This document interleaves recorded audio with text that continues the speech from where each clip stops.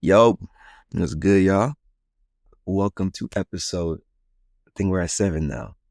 Episode 7 of the Twill Spill podcast, man. We made it to 7. It's been a struggle. I should already been at episode 7. I think I should be on episode 8 technically, but I didn't skip a week. But it's my fault. Fixing something on my desk. But we on episode 7 right now, so that's all that really matters. Currently recording this at 8:50 in the morning on Thursday, but boom, that's the key thing. I'm actually recording this on the day I'm supposed to record. The last couple episodes, they might have seemed rushed or forced because I was recording at different times, but we are here now, recording on time, on target, trying to do my thing, man. But yeah, I'm just glad to be here. You know what I'm saying? I really do enjoy recording these episodes. It's fun, you know what I'm saying? I mean, maybe down in the future when I blow up, I will reflect on these old episodes when I'm in my room. I probably would just keep them up, to be honest. People would see like how far I came down the line. But yeah, it's really cool. I do enjoy recording these every day. When I press record, I'm just like, man, what am I finna say? What am I finna do? I don't really have obviously I have things I want to talk about and stuff, but I really don't plan out how I'm gonna say it, which I don't think anyone really does in a podcast. I don't know. But for me, I just kind of just go and I just start yapping because that's all I know how to do, man. But unfortunately, we're going to start this episode talking about two very sad and tragic things that happened. I just want to go ahead and get out the ways because I don't really like talking about sad stuff, but we're gonna have we have two young black gentlemen that were, I ain't gonna lie, both of them were technically murders because we're just gonna start off. We're gonna start off with Caleb Wilson. He was joining a fraternity. Let me make sure I get. Actually, it don't even matter what fraternity. It's just he was joining a frat. He was a student at Southern University. He was joining a frat, and they do like initiations and stuff. And he died doing one of the initiation things. But what makes this crazy is that recently, like real recently, I think it was like a day or something ago, they found out that the frat lied about how he died. They said he collapsed, and just like they took him to the hospital and he collapsed. But there's new truth coming out that they were at a warehouse and apparently they were just punching the dudes in the chest. They punched Caleb in the chest and he just collapsed and started seizing and was rushed to the hospital where he was later pronounced dead. And it's just those hazing and all that stuff, it's been going on for years, but I thought they had passed a law, if I'm not mistaken, like a couple of years ago saying they couldn't do that stuff. And I'm like, hazing is not allowed to join the frat. I just don't understand why you have to do such extreme measures to be a part of a group. You know what I'm saying? Like, it's supposed to be brotherhood and sisterhood and stuff, but then you're doing such violent things or things that could cause someone to die. I don't know what true brothers and sisters would allow a member that they care about to suffer like that or take a risk like that, you know what I'm saying? So it didn't really make sense to me. And it's kind of like every time I see these things where it's like frat members getting seriously harmed or they end up dying, I wanted to join a frat when I eventually went to my 4-year. But now I just be seeing this stuff and I'm like, I don't know if it's worth it. I have members of my family, people that I know that have pledged. And I was like, man, I want to pledge too. But it's just like, is it worth the risk? I don't know. It's something I'd have to really sit down and think about. Obviously, it's something I really wanted to do. But if it's between life and joining this frat, I'm always choose life. It's never worth it. But we're just praying for Mr. Wilson's family, especially now because, I mean, whatever happens in the darkness will always come to light. This frat tried to cover it up and make it seem like it wasn't such a big deal. It was just like, I guess you could say, what is it called? Dang, it's escaping my mind. But it's just like a death where like nothing bad happens, like a peaceful death, It's not really peaceful, but they said like he collapsed and he died, stuff like that.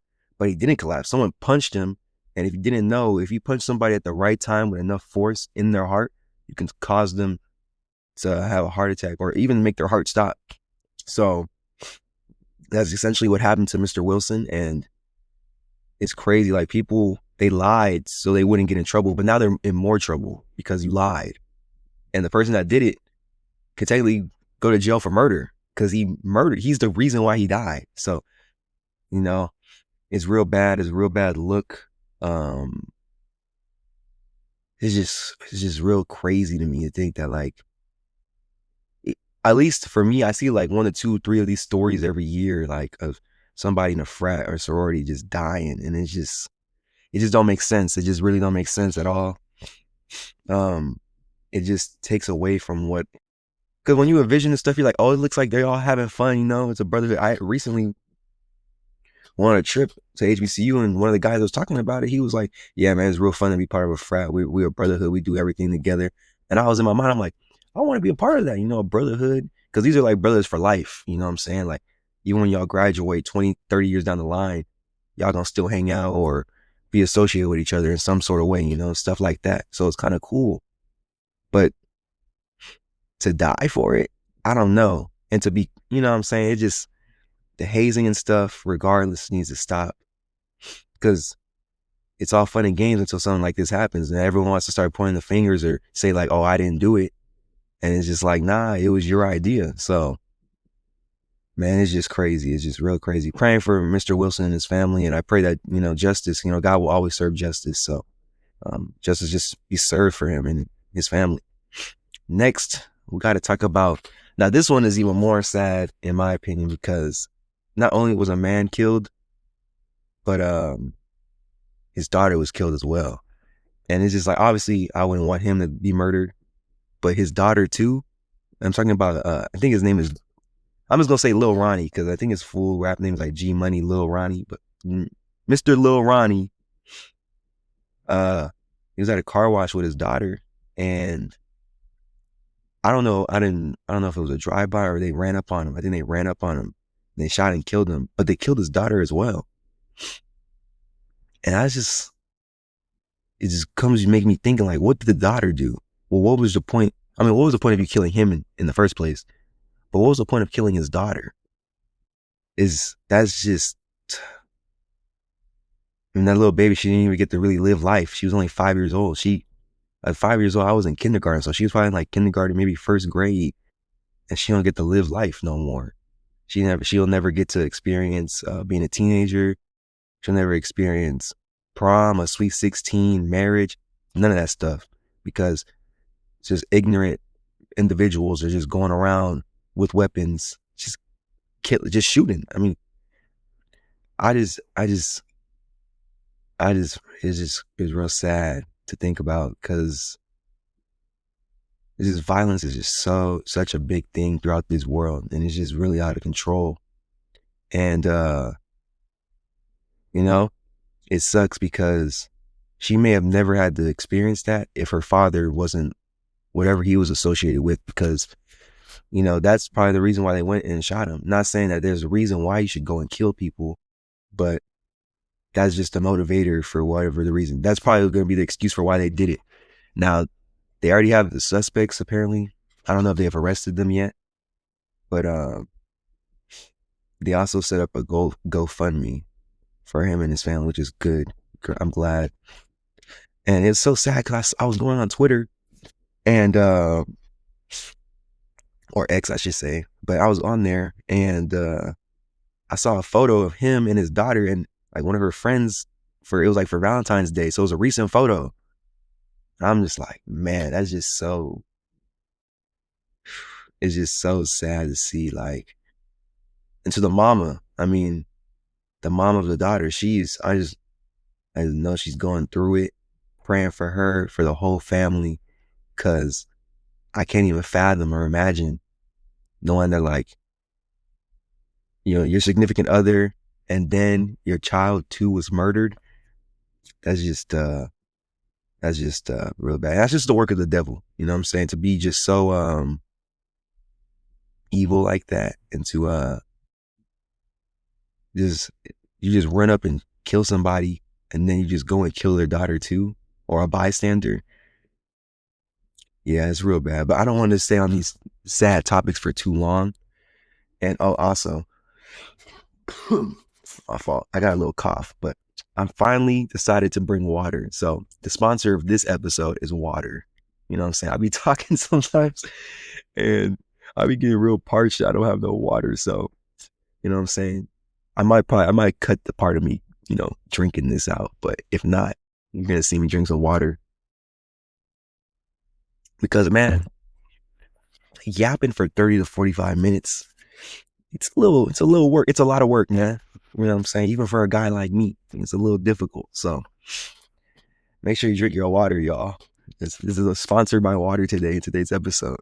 But next, as it's come a weekly tradition now since I started the season, I'm gonna be talking about my track previous performance and then coming up this week. So last week we was up in Santa Barbara.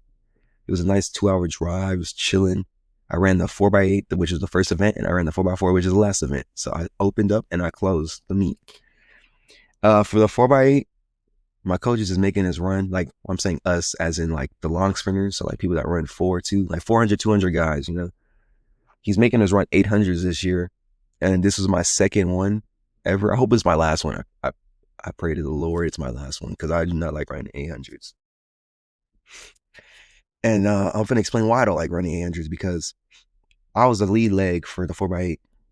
And the first lap, I came in at 55, I believe, 55, 56, something like that, which how I did last time.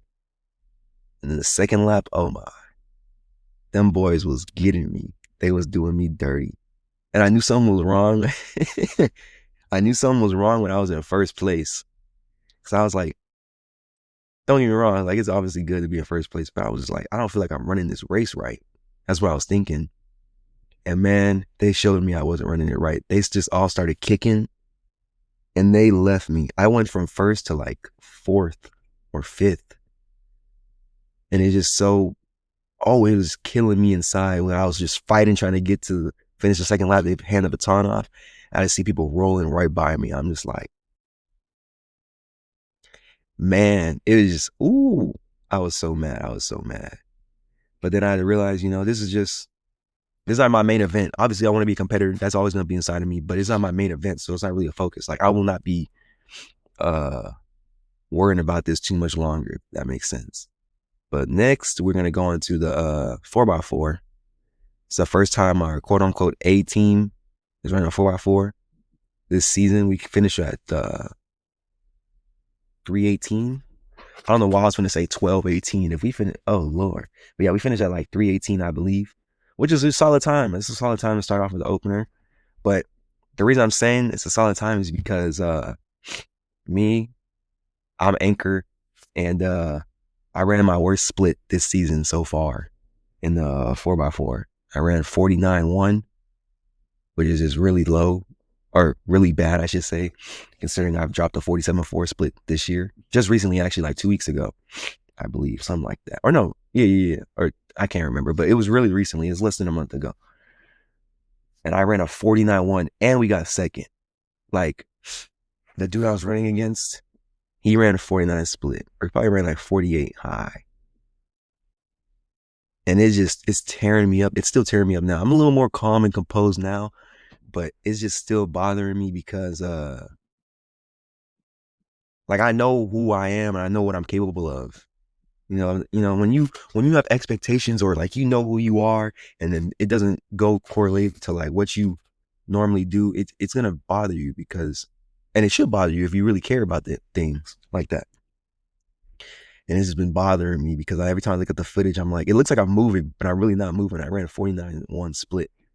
So essentially, if I ran how I was supposed to and how I know I'm supposed to, I would have beat him by 2 seconds, 1 to 2 seconds. I would have won. But I was playing. He literally cat and mouse gamed me. Like, my coach yesterday broke it down for me real well. Like, me and him. That's one thing too. I've been so invested in this season and working and stuff. I've been talking to a lot of my coaches. They all give me different things of advice. Some of them break down film with me. Some of them help me with my mental game too, in the aspect of track and field. And so my particular coach, he used to run the 4G. I think his best was like 46 low back in his day. So I always ask him for good advice. He was telling me, he was like, yeah, he was just playing the cat and mouse game with you. He would speed up, and then when I get up with him, he'll start slowing down. So it make me think that all I need is tone it down a little bit, which is just such out of character for me. I don't know why. I don't know why I did that, but it happened. And towards the end of the last 100 meters, he big dogged me. He just started going, and he lasted longer. He lasted way longer than me. But if I would have just did what I did, which is normally just go out hard, I could have left him. Even after the first curve, I could have just went. I don't know why. It just, when he broke it down to me, it didn't make sense, but then it made sense because I was just like, I did go with him, like running with him. But then I was like, why did I do that? That's not really who I am. So I was essentially not even running my race, which is something that me and him have talked about a lot. It's like making sure I run my race. Forget what everybody's doing. If I get out hard and everyone else is going conservative, okay. Or if I get out and everyone's going way faster than me, like who cares? Like I just gotta run. I gotta stay true to my game plan and my strategy. But yeah, this was probably just an off week in terms of track. My mental game wasn't really there. I didn't perform well, but I can't let that stop me. I still got other meets and stuff coming up. I'm really excited. We finna be at Occidental College in LA this weekend. Obama went to that school, man. So I don't know why I had to say that. But yeah, I'm gonna be out in LA this week. I'm running. Oh, and this week is real special because I'm finally running an outdoor 400. Last time I ran an open 400 was at NAU when I dropped 48.5. So I cannot wait to see what time I drop here on outdoor track. I'm going for 47. I think I could really easily. I'm not gonna say easily. No, yeah. I'm gonna say easily. I could drop a 47, and depending on what the number is after that 47, it might determine, what schools could really start calling your boy. So, or asking about your boy, or what schools I could really just throw myself out there. You know what I'm saying? But I ran I was gonna say OCC. I ran up Occidental before, like 2 years ago, I believe. 2 years ago, something like that. Yeah, they got a really cool track. Their curves are long though. It's 120 meters, and the straights are 80 meters. So I got to remember that as when I run. But this weekend I'm just running 400 and 4x4. No 200 yet. I don't know when I'm gonna get into a 2. Hopefully soon. I'd like to see what I could do in that. I feel like I could be very competitive in that as well. But it's been a lot of 400 work and 800 stuff. So it's cool. But I'm glad that I'm finna go out there, do my thing. It's like a revenge week too. Just like not even just a revenge week, just a get back on track type week. Because man, I know what I could do. I'm not trying to be cocky. I just want to be confident in what I do and what I say. And yeah, man, I'm trying to go out there and just ball out, have a lot of fun. That's the most important thing too. Like when I'm going out there working hard and running, I want to make sure I have fun. I don't want to overwhelm myself and end up not performing well. So I just want to make sure I do that good as well too. And just be me. You know what I'm saying? I got a good group around me of teammates and coaching staff. So they believe in me. So why not believe in myself? You know what I'm saying? But yeah, that's a little track recap. The next thing, why my camera turn off? Oh, nah, hold on. It switched. Yo, that was kind of crazy. Ugh, crazy. I'm gonna keep turning off. Oh, it's cause bro, oh my gosh, my fault. My fault, y'all. Technical difficulties, man. Let me oh, it's bro. Oh my gosh. This is going in the pod too, by the way. This is going in the pod. Let me do this. I hate when it does. I'm saying I hate when it does this. It's never done this. All right, we back? Yeah, we back. This is for sure going in the episode.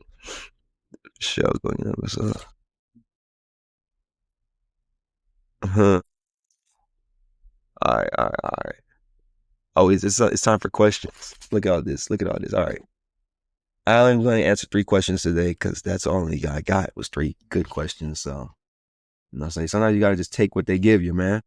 Shout out to y'all that dropped the questions, man. So what should I start with first? Okay. It says something you hate that people do, but they won't acknowledge it. I didn't really take time to think about this one. I would say probably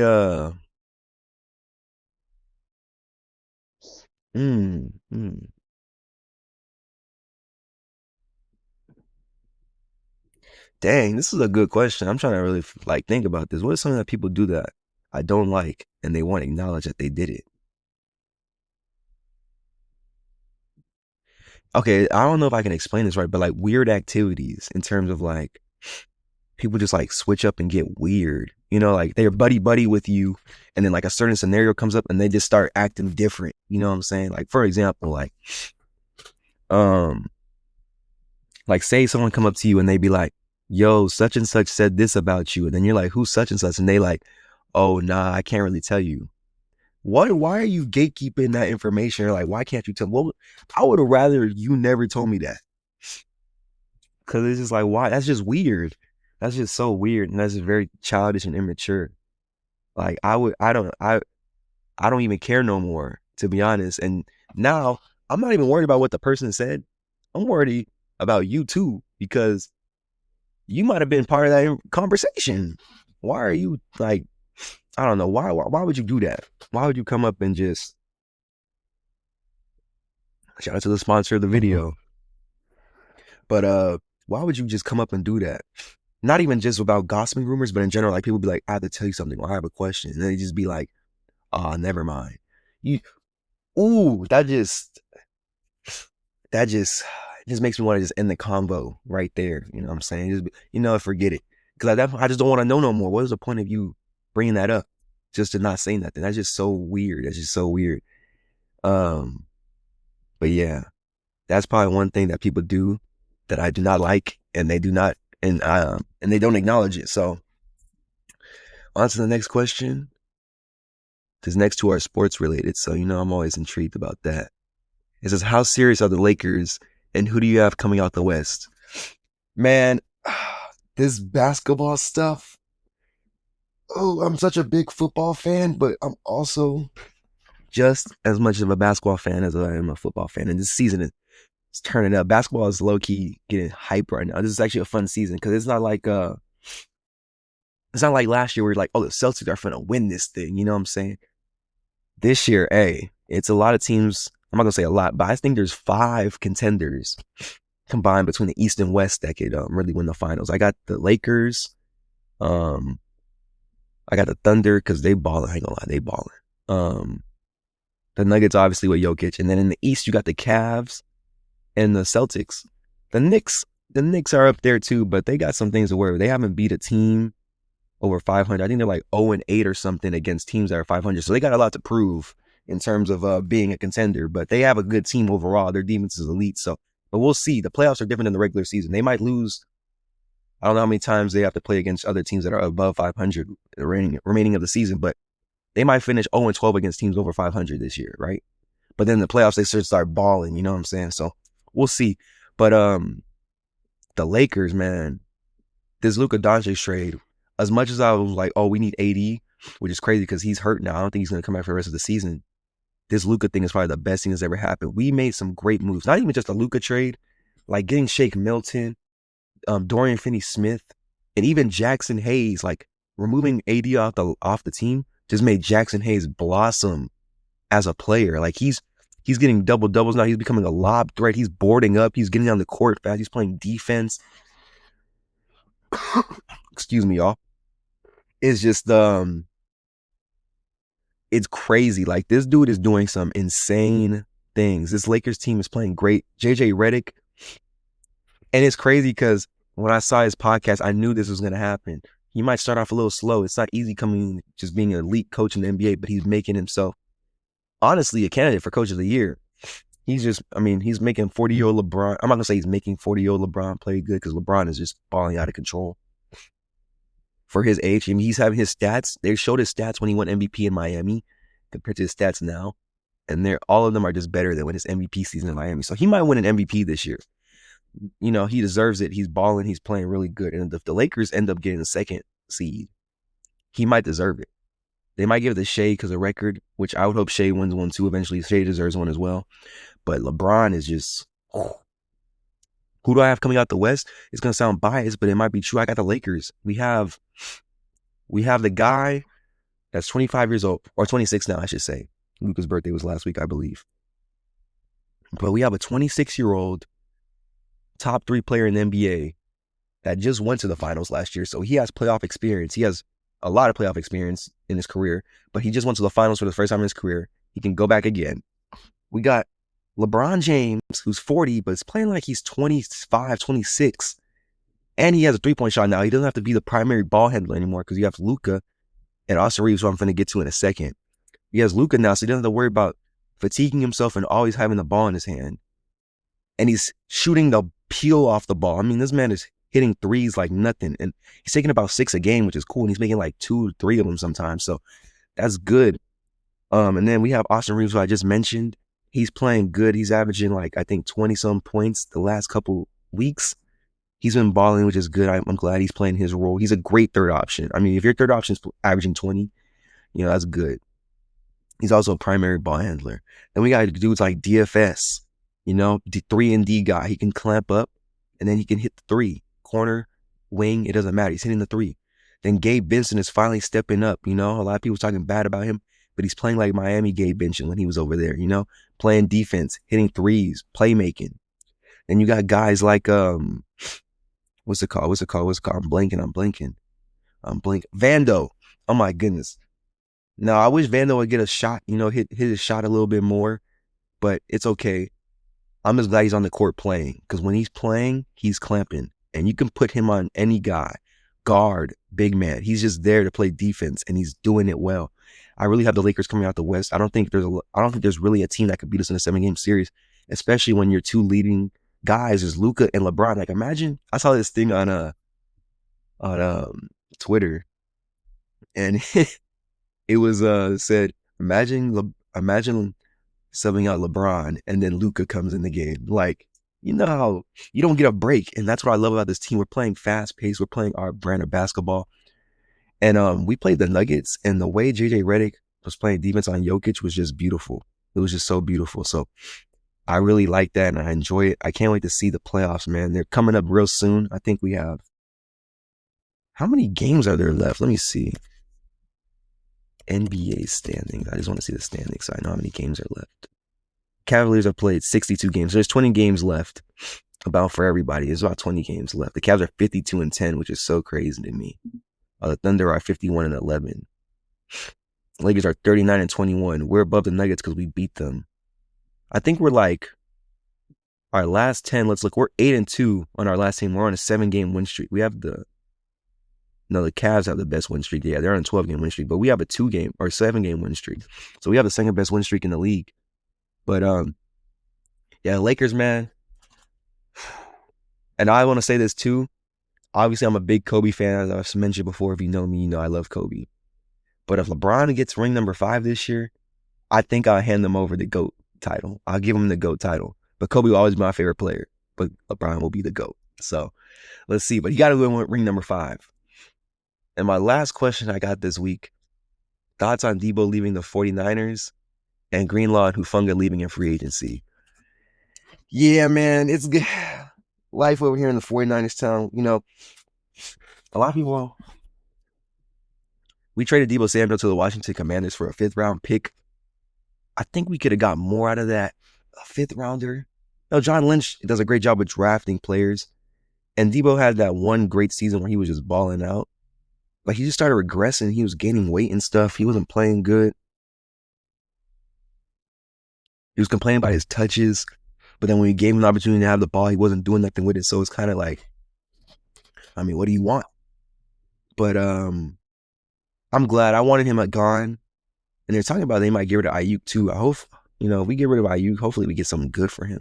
He just came off an ACL tear though, so I don't imagine a team would want him. And if they do want him, they're not probably going to give us that much because he came off an injury. A serious one. But I think it was time for Debo to leave, I think it was time for him to go. I don't think San Francisco would be a place that he stays in his career. He's going over there with Jaden Daniels and now Terry McLaurin. I can't wait to see how that offense works. Jaden Daniels is a great quarterback. But I think it was cool, I'm okay with him going. As I said, I wish we got more for him. But, we'll take whatever we got. We'll see what we can do with this 5th-round pick. Then Hufanga and Dre Greenlaw leaving. I'm okay with Hufanga leaving just because we have Malik Mustafa. That boy is a baller. He hits hard, plays great coverage. So, obviously, I wanted Hufanga, but he came off injury too. I think he broke his wrist, came back and did something else. So, he might have to, he's probably gone too. And that's the thing about the 49ers team. We drafted so well that everyone plays their position well. And it's just like, we can't keep everybody, especially once they get out their rookie contracts. There's certain people that we have to keep, though. Like Fred Warner has to stay. Nick Bosa has to stay. Kittle has to stay. Even Purdy has to stay. Trent has to stay. There's guys, everyone plays good on our team, but there's certain guys that just have to stay. Travarius Ward is probably up out of there. Or I think he's already out of there. I can't remember. I haven't been paying too much about NFL offseason and stuff like that. But,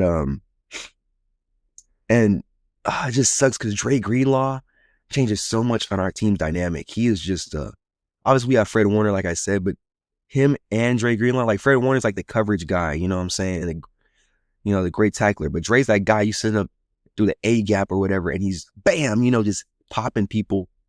And it just sucks. I really don't want him to leave, but I just saw some of the 49ers trying to offer him like a very minimum contract, and he's not a type of player that deserves that. So if the 49ers can't give him the money he wants and he goes to free agency, hey man, he's gonna go ball out to another team. But yeah, some things are gonna have to go. We enjoyed the team as we had it, but we can't keep everybody. It's time for these next man up, the young guys, the young stars. Especially so now we gotta pay Purdy, so we're not gonna be able to give everyone their money. And yeah, that's just how it's gonna be. Man, those are the 3 questions I had this week. Thank y'all for dropping those questions. I really appreciate it. Make sure y'all drop questions for next week so I can answer your stuff. And let's get on to the next topic. We're gonna talk about LeBron James hit 50,000 points. 50,000 points. That is just an insane feat. And I don't know if I'll be alive to see anyone come close to that record or even beat it. That's a lot of points. That's a lot of points in the basket. And we've seen people like Kevin Durant, Kobe, obviously, AI. We've seen people that are just really good at putting the ball in the basket, but none of them have done it as good as LeBron. 50,000 points is just insane. I'm not going to spend too much time on this topic because it's just like, I don't know really what to say about it. I just wanted to mention it because when you talk about longevity and to be in the game like this is like Tom Brady type stuff. You know what I'm saying? And especially in a sport that's such contact, and basketball's not as much contact as it is now, but it's a taxing sport. This dude is 6'9", 2 something. And he's just out here playing with the young cats like nothing. Like he's just out there just doing it. And his game has developed so well. And like I said, he has a jump shot now. LeBron 10 years ago did not have a jump shot. He did not have a jump shot. Let's be real. He could not shoot. And now he's out here shooting consistently, hitting the 3 ball. He's posting up like he always does, hits that. He's getting to the paint. Once he gets to the rim, it's just hard to stop him. Like I said, he's 6'9", big body. He's still playing defense at a great level. You know what I'm saying? And it's just insane. This guy is just really out here doing his thing. And, it's great to see. It's motivational to all athletes to know, like, when it's your time, it's your time. The game doesn't decide. You decide. If you take care, he spends millions of dollars to take care of his body, and it's paying off. So I'm saying $50K, man. Congrats to LeBron. All right, we're gonna talk about Lent next. Lent is like a fasting type of thing. It's a spiritual, religious type of thing. It started yesterday, March 5th, and it goes all the way to April 17th, which is the day before Easter. And it's just preparing us to get ready for Easter, Jesus dying on the cross for us, dying. He's buried, resurrected, and he came back for our sins. So I think it's real cool that this holiday is getting ready to be celebrated. For me, for Lent, I gave up fast food, bad eating habits and stuff like that. So no desserts, no sweets, just no fast food, no fried food, just eating healthy, home cooked meals, stuff that's fresh and healthy for my body. And I wanted to do that because one, my mom's doing it. She asked me why I wanted to do it. So I said, I'll do it. And 2, well, there's actually a couple of reasons. 2, I'm in track season. I want to make sure I treat my body well and help myself to perform at the highest level. So eating right will definitely help me do that. Number 3, I think this is also going to teach me like discipline, self-control, and patience. Some things I always wanted to work on. And someone want to be like, oh, like, let's go get this. And I'm like, hey, I can't get it because I'm fasting right now. I'm doing what I want to, I'm trying to help me get better with the Lord. I'm making a promise to myself and to the Lord that I won't do this. And I have some buddies, some teammates of mine. Shout out Joe and Tyler, man. I asked them if they wanted to do the fast with me, and they said, yeah, they want to do it. And they said, we're going to hold each other accountable. We're going to make sure everything's right. And it's real cool. It's real cool. It's real cool. I've been praying for stuff like this, to be around people that are like-minded like me. I feel like throughout my life, I've met a couple people that are like-minded, and I even thought I was in a correct friend group that was like-minded, and it eventually fell apart and it didn't work out like how I wanted it to. But I feel like I've met people that think like me, who are very hard-working young men. And I just met them recently, but Joe and Tyler are guys that I've had certain interactions or things that I've done with them, and it just made me build trust and believe in them, and know that they are good intentioned people. And I want to thank the Lord for putting them into my life. I'm really grateful for that. And even my friend group that I have, my little small friend group that I have on my track team, where we do Bible study and stuff, I'm also grateful for them as well. They're great people. The guys and girls in that friend group, they're just really amazing. And yeah, I feel like I'm finally taking my life serious in terms of just everything in general, but in terms of me getting connected to the Lord and doing what he wants me to do. That's all I wanted to do. That's all I really wanted to have, because his way is always the best way. It's always the best way. No matter what you think, it's always the best way. And yeah, this Lent is something good. I want to eventually start doing other fasts and stuff, try to give up other things, to the Lord, and let him see what he could do in my life. But yeah, Lent is excited. I'm gonna see. Obviously the goal is to not do nothing, to not break it. And I have a lot of confidence. I have accountability partners, like I just mentioned, and I just know I could do it.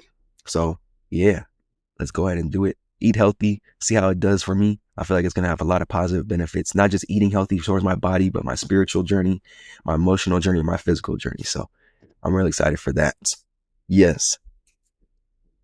But yeah, that's about it in terms of what I got to say this week, y'all. Yep. Coming in around the 38-minute mark, which is good timing for me. I have practiced in about 2 or an hour and a half. Getting ready to do some stuff, prep up for this meet. But as always, and I started thinking, I was like, man, I'm looking up verses to read at the end of the episode like I want to do, but I could just do the verse of the day. So that's what I'm gonna do. I'm just do the verse of the day.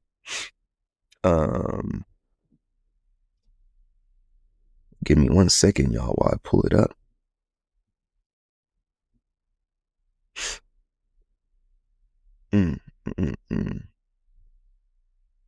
Okay. Verse of the day. I have the King James version. Wait, what the heck? Okay, I'm tripping. I'm sorry. The verse of the day is Galatians 5:25. And it says, if we live in the Spirit, let us also walk in the Spirit. So, you know what I'm saying? This is also just relating to what I just talked about with Lent and stuff. But if I'm with God, I got to walk with God. You know what I'm saying? I can't do all this other stuff. All these things that the world would want me to do. So, yep. I'm just going to leave it right there, y'all. Make sure y'all comment. Y'all, you guys make sure you comment, like, and subscribe this episode. Share with your family, your friends, your dog, your cat, whatever. Talk to a random stranger. Episodes will also be on Spotify. If you can't watch the video, you can listen to it on Spotify. But thank y'all so much for tuning in, and I'll see you next week, of course.